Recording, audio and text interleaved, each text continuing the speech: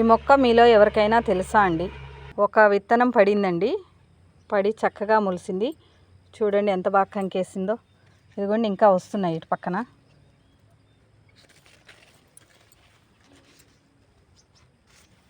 నేను కోళ్ళకి దానాగా వేస్తూ ఉంటానండి విత్తనాలని.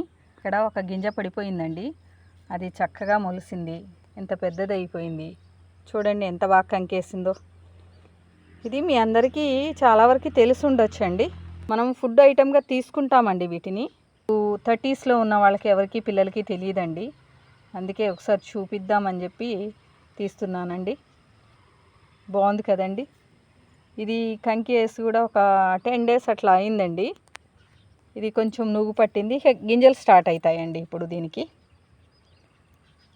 ఇది గింజలు స్టార్ట్ అవ్వడానికి వచ్చిందండి. అదిగోండి మళ్ళీ వేరే కంకులు కూడా వస్తున్నాయండి. మరి ఒక చెట్టుకి ఎన్ని వస్తాయి అనేది నాకు కూడా తెలీదు. కాకపోతే చెట్టు పెరగడం బాగా పెరిగిందండి. చెట్టు అనకూడదేమో, దీని మొక్క అంటే బాగుంటుంది. చూడండి అదిగోండి దాని మొదలు చక్కగా పెరిగిందండి. ఇది సజ్జ మొక్క అండి. మనం సజ్జలు తింటాం కదండి, కాకపోతే నేను ఎక్కువ కోళ్ళకి వేస్తూ ఉంటాను కాబట్టి విత్తనం పడి ఇక్కడ మొలిసిందండి.